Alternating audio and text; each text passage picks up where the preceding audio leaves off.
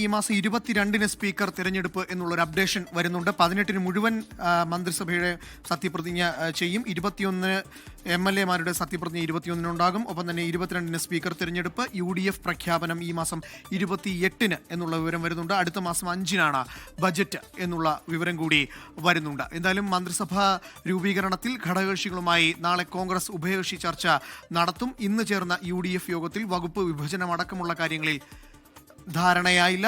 Jibin JB വിവരങ്ങളുമായി ചേരുന്നുണ്ട്. ജിബിൻ, ഏറ്റവും പുതിയ അപ്ഡേഷൻ ഇതാണല്ലോ, ഈ മാസം 22-ന് സ്പീക്കർ തെരഞ്ഞെടുപ്പ് നടക്കുമെന്നും ഒപ്പം തന്നെ 21-ന് MLA-മാരുടെ സത്യപ്രതിജ്ഞ നടക്കുമെന്നും 18-ന് മന്ത്രിസഭയുടെ സത്യപ്രതിജ്ഞ ഉണ്ടാകുമെന്നുള്ള വിവരങ്ങളെല്ലാം വരുന്നുണ്ടല്ലോ.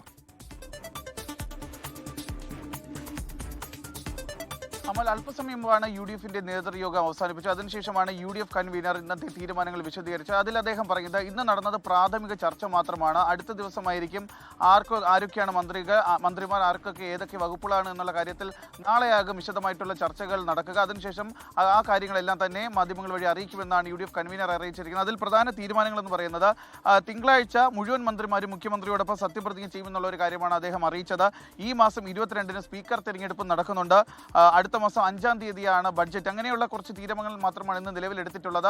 നാളെയായിരിക്കും കൂടുതൽ ചർച്ചകൾ. ആരൊക്കെയാണ് മന്ത്രി, ഏതൊക്കെ മന്ത്രിമാർക്ക് ഏതൊക്കെ വകുപ്പുകളാണ്, ഘടകകക്ഷികൾക്ക് ഏതൊക്കെ വകുപ്പുകളാണ്, അക്കാര്യത്തിലുള്ള ചർച്ചകൾ നടക്കുക നാളെയായിരിക്കും. നിലവിൽ ലഭിക്കുന്ന വിവരമനുസരിച്ച് 18, അതായത് വരുന്ന തിങ്കളാഴ്ച മുഴുവൻ മന്ത്രിമാരും മുഖ്യമന്ത്രിയോടൊപ്പം സത്യപ്രതിജ്ഞ ചെയ്യും. 21-ാം തീയതി MLA-മാരുടെ സത്യപ്രതിജ്ഞയാണ്. അതുപോലെ 22-ാം തീയതി സ്പീക്കർ തെരഞ്ഞെടുപ്പ് നടക്കുന്നുണ്ട്. UDF-ന്റെ നയപ്രഖ്യാപനം, അതാണ് ഏറ്റവും പ്രധാനം. UDF-ന്റെ നയപ്രഖ്യാപനം നടക്കുന്നത് ഈ മാസം 28-ാം തീയതിയാണ്. UDF-ന്റെ നയപ്രഖ്യാപനം.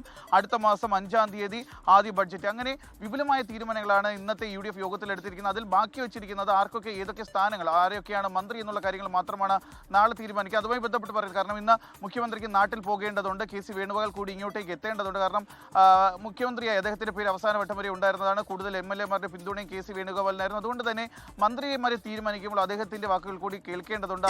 അത് തന്നെയാണ് ജിബിൻ. എന്തായാലും ജിബിൻ തുടരുക. മന്ത്രിസഭാ രൂപീകരണത്തിൽ ഘടകകക്ഷികളുമായി നാളെ കോൺഗ്രസ് ഉഭയകക്ഷി ചർച്ച നടത്തും. ഇന്ന് ചേർന്ന UDF യോഗത്തിൽ വകുപ്പ് വിഭജനമടക്കമുള്ള കാര്യങ്ങളിൽ ധാരണയായിട്ടില്ല. ഉഭയകക്ഷി യോഗത്തിന് ശേഷം വീണ്ടും UDF യോഗം ചേർന്ന അന്തിമ ധാരണയിലെത്തുമെന്നുള്ളതാണ് വിവരങ്ങൾ.